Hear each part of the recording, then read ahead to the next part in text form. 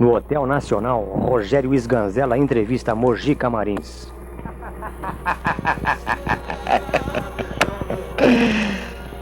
Tenho a impressão que você é um gênio total.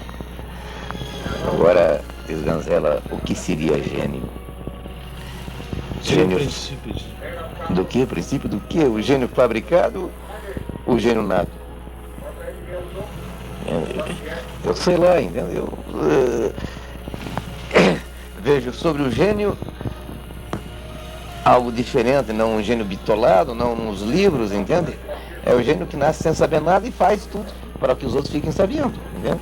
Porque o que sabe tudo e explica o que os outros sabem, deixa de ser gênio.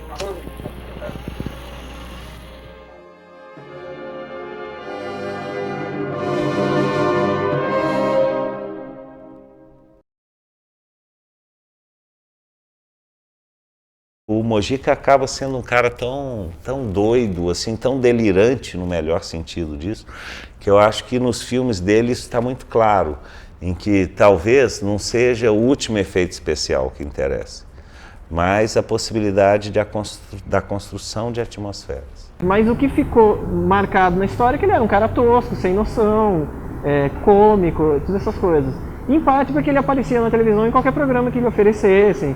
O fato de ele não ser um intelectual e ter entrado na cena cinematográfica numa época em que os grandes intelectuais tomavam conta, né? Então, a gente tem cineastas como o próprio Glauber Rocha, o Gustavo Dal, o Rui Guerra, o Carlos Reichenbach, que eram cineastas que vinham de uma elite cultural e que eram capazes de articular um discurso, não só nos próprios filmes, como nas entrevistas que eles davam, nos textos que eles escreviam, e que tiveram um impacto enorme na cultura cinematográfica brasileira. Ele levou um tipo de primitivismo para a tela, que é uma coisa que poucos cineastas fizeram.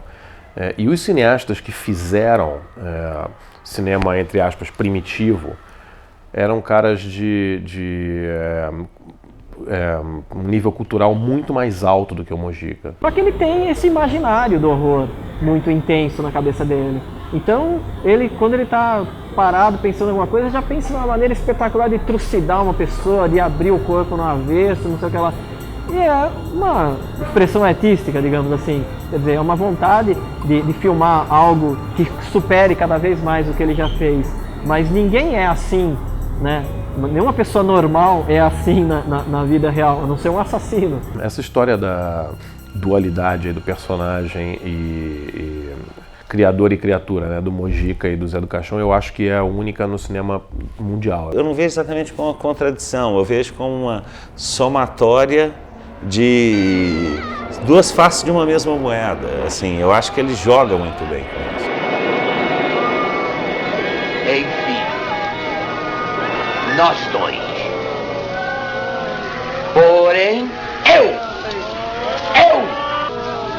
sou mais forte! Você é minha criação. Não pode ser mais forte do que eu. Você tem certeza disso? Tenho.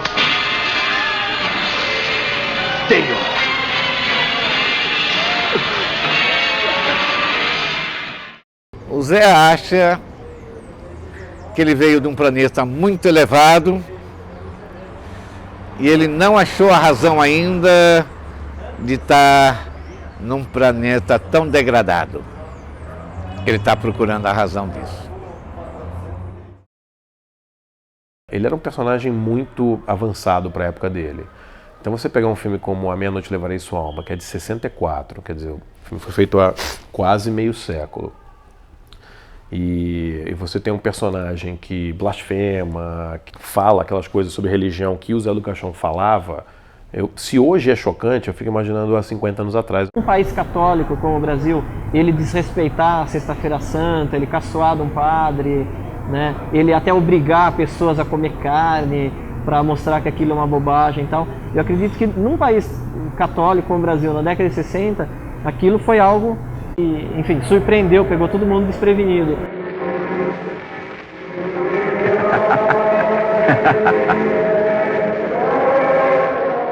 Ele traz exatamente essa ambiguidade, essa questão que que é muito legal, que é que a princípio parece um paradoxo, né? De um lado a religião, do outro lado o mal, e não, traz isso tudo misturado.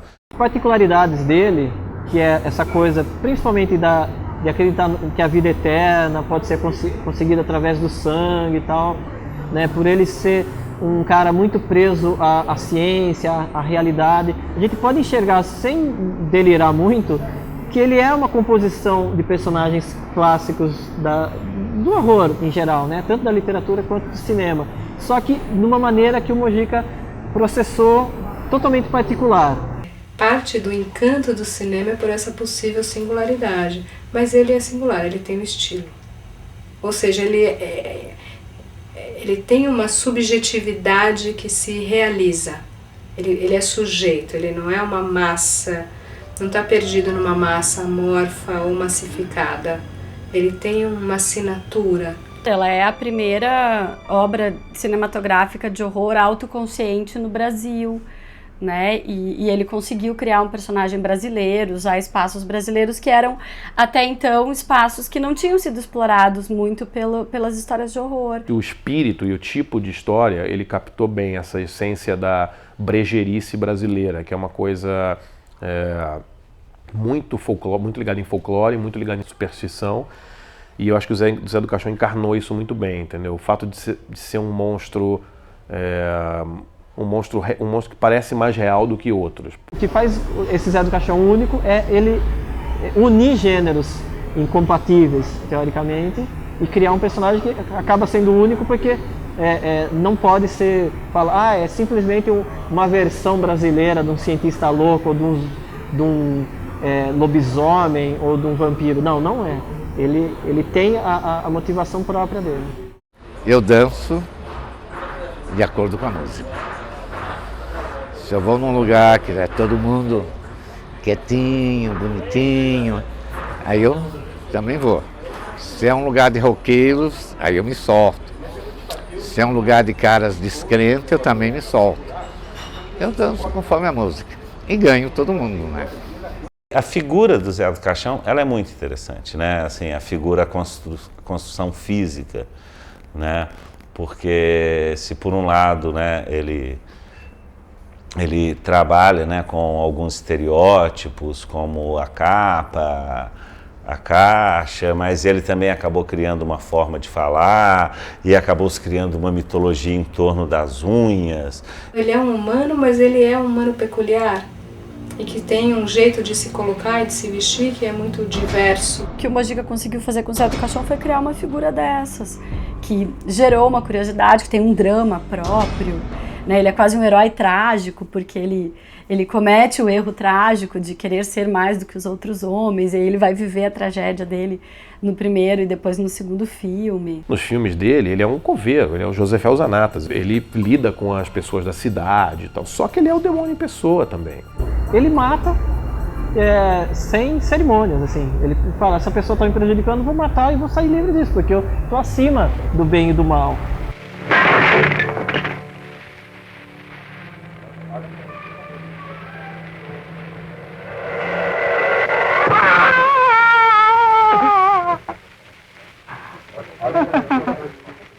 O Mojica, quando constrói o Zé do Caixão e trabalha com aquela dimensão terrível e tentar resgatar isso que tivesse do mal e tal, é exatamente por acreditar que existe um bem. O personagem Zé do Caixão dos anos 60, do A Meia-Noite Levarei Sua Alma, pro Encarnação, eu acho que a principal mudança dele é que a filosofia do Zé do Caixão mudou de uma filosofia que discutia o cristianismo e era bem blasfema. No Encarnação do Demônio, o Zé do Caixão já é uma entidade.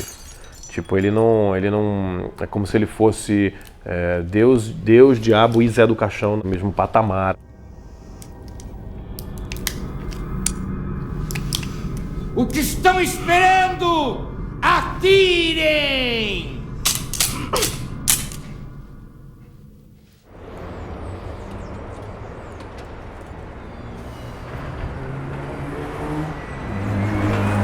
Eu acho que a única fraqueza que ele acha é não combater os seus próprios sonhos, os seus pesadelos e suas alucinações. Ele gostaria de não ter isso, ser livre disso, que isso é um castigo para a pessoa. Vamos parar de falar que ele é um fantasma, que ele é um demônio, que ele é uma entidade da macumba, essas coisas, porque não é, ele é contra tudo isso. Tanto que ele costuma se chamar de terceira força, porque ele não é nem Deus, nem o diabo, ele é uma terceira força, né? E mesmo assim, não sobrenatural. Então é interessante você ter um personagem que ele existe. Então é um outro campo interessantíssimo para o sujeito, que haja o sobrenatural, mesmo que me assuste. Não importa, existe, porque aí eu transcendo um limite fundamental, que é da própria inexistência depois da morte.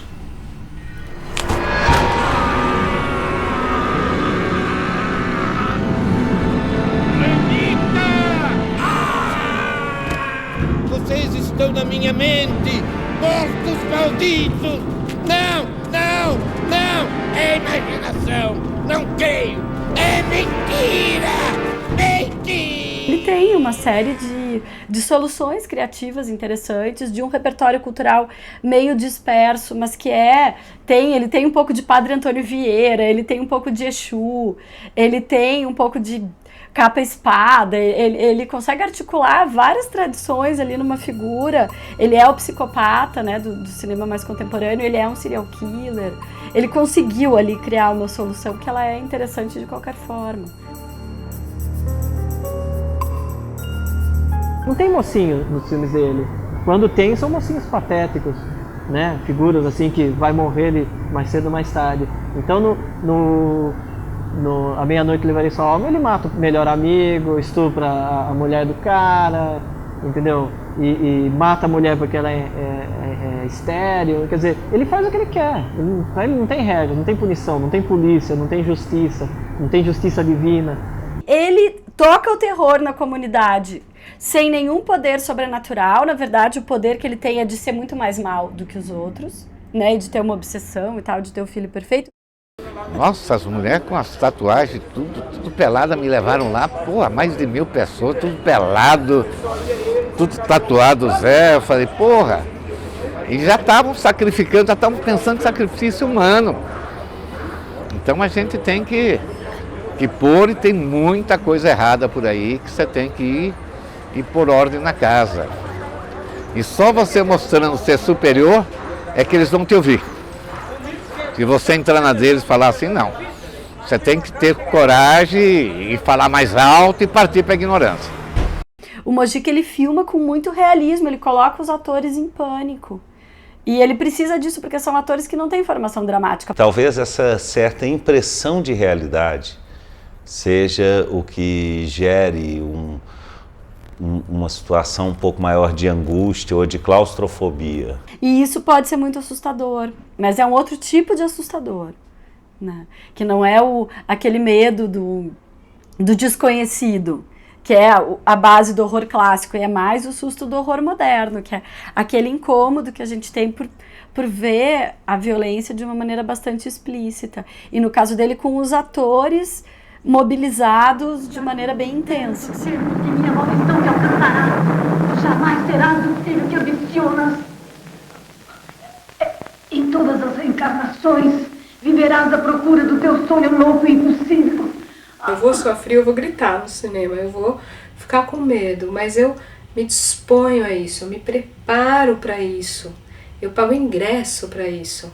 Ou seja, em alguma camada eu guardo a consciência de que é o eu que está por trás do outro. O tema do horror, em boa parte, é a sensação que o ser humano tem de que ele não tem controle do próprio corpo.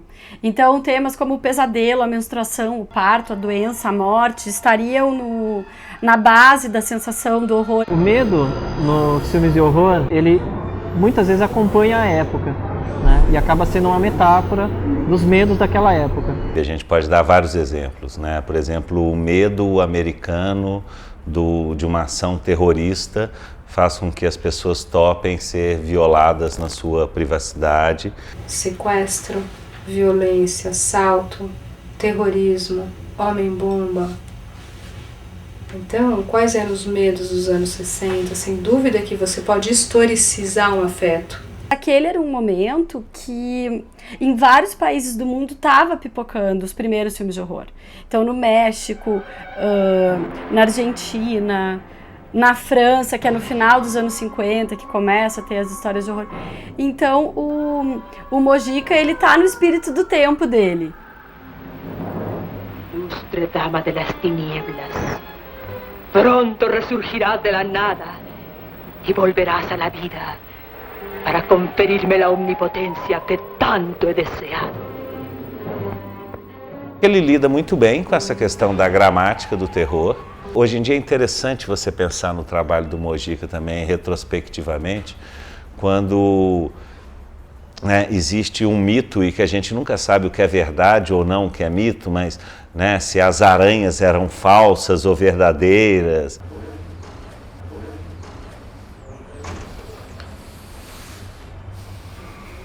A pessoa, na verdade, deveria temer aquilo que lhe pode tirar a vida.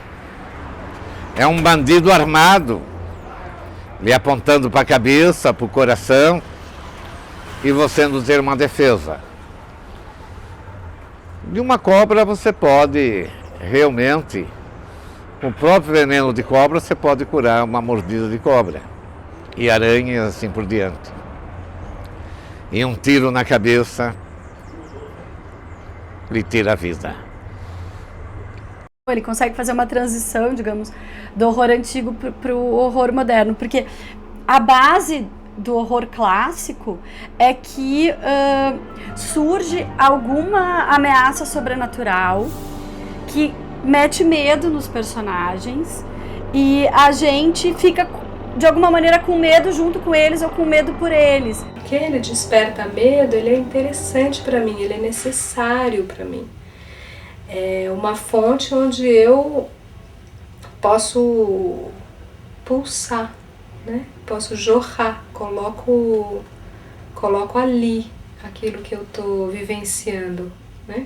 Coloco em você, né? Que me assusta e que vem das trevas, da terra, das cinzas do caixão, de qualquer outro espaço. Ele pega um cenário que a gente supõe que possa ser ideal, mas aí ele faz com que você comece a pensar, será que é ideal mesmo? Será que viver com superstição, medo, temor no sobrenatural? Ele insiste muito, você teme o que não vê, você teme o que desconhece. Então ele joga na cara das pessoas que a pessoa normal vive temendo algo que ela nem sabe o que é, se existe, se não existe, o que seria. Ele é livre e ele não teme. Então ele é sobre-humano. Ele é transhumano. Então você fazer um Deus, ou um semideus, que não teme e que existe e que transcende o limite da morte e dos afetos humanos, imagina que ícone, que sonho, né? O sobrenatural age nos filmes do Zé do Caixão contra ele, porque ele é um descrente no sobrenatural. Então, quem sente medo nos filmes do Zé do Caixão, paradoxalmente, é o próprio Zé do Caixão, porque os outros temem o sobrenatural, no sentido de respeitar. Elas da proteção dos mortos. Não pode ser verdade. Tem que ser uma alucinação.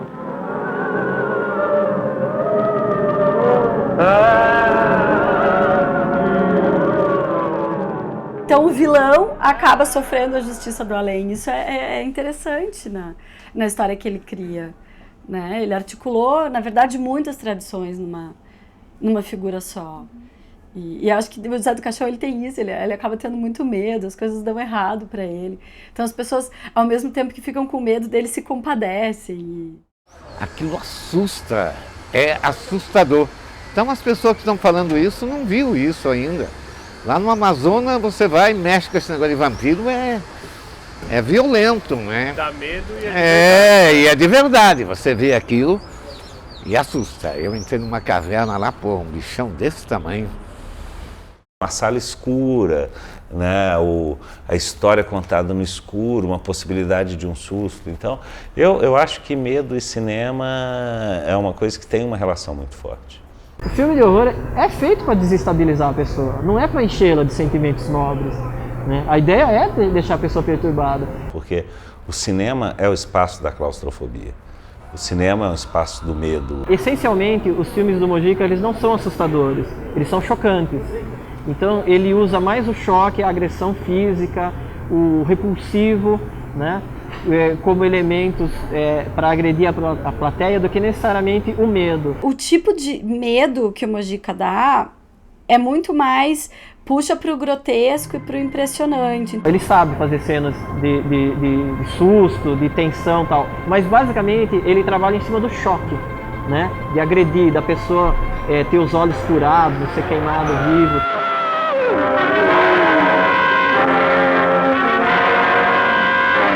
Mas se perdeu muito, porque ele era uma figura que causava mais medo nos anos 60 do que ele veio a causar depois. Em grande parte porque, como ele foi parando de fazer filmes do Zé do Caixão, ele acabou virando aquela figura de aparecer na televisão, de escola de ator e tal, em que ele tinha que ter uma coisa meio mambembe, meio de circo, meio engraçada. Oh, Deus, não faça isso comigo. E levantou, mexeu os braços, e todos aqueles que gritavam, quero que ele vai, que ele fica, quero que... Todos correram do outro lado da rua. Não parou ninguém, nem padre, nem médico, nem delegado, nem os amigos, nem a esposa, nem a mãe, nem os filhos. Fiquei, aliás, o meu criador, Mojica, o japonesinho, o portuguesinho e o mulatinho ficamos olhando o batateiro. O batateiro meio assustado, perguntando o que aconteceu. Nós falamos, acho que você foi no céu e acho que não era hora, você resolveu voltar por causa da gente pra cá, entende? Ele estudou muito pouco, largou a escola cedo, não tem assim uma fluência muito grande com a língua, não é um cara que leu muito, entendeu? Especialmente sobre cinema e tal. A educação cinematográfica do Mojica vem só de assistir filme. O Zé do Caixão é dublado por um ator, que acho que é Laércio Laurelli, o nome, mas que tem um português perfeito, coisa que o Mojica não tem. E a gente vive num país em que o fato de falar errado marca muito uma figura que é o contrário do Zé do Caixão, porque o Zé do Caixão, ele é, na história, o indivíduo mais culto da cidade.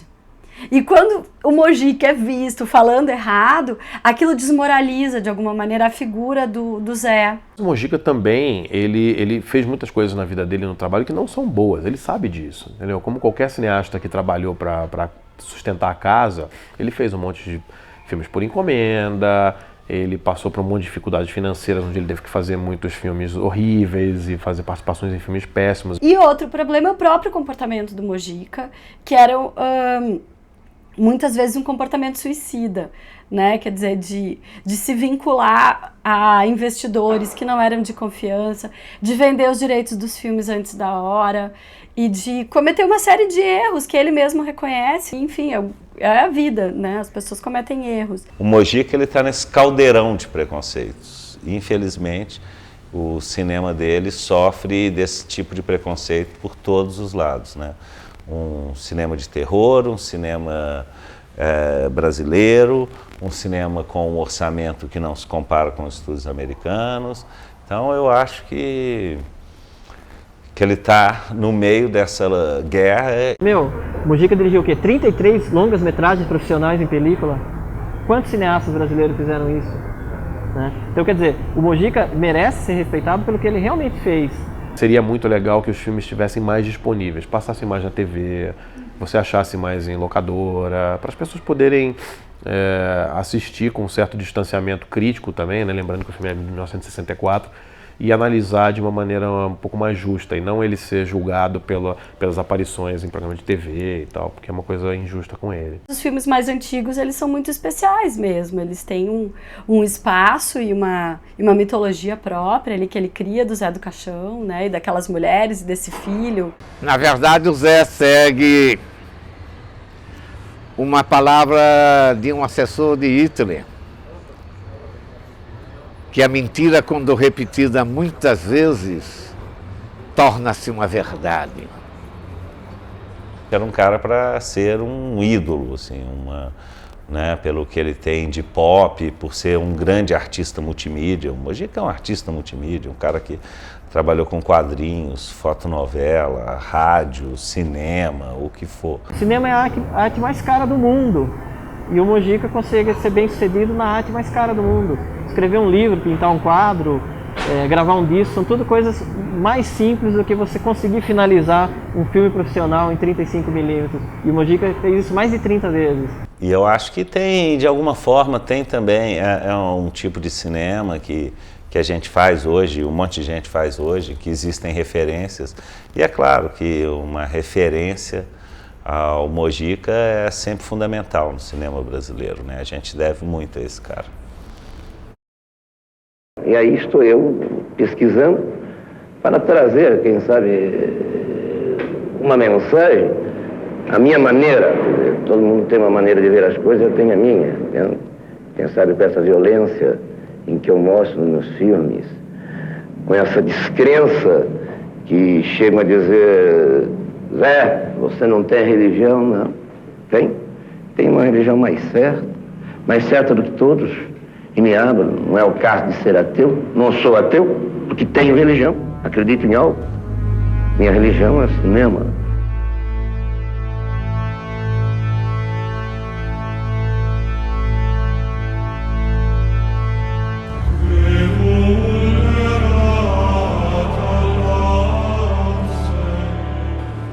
Que os seus cabelos se convertam em ácido. Desça pelos seus olhos, cegando.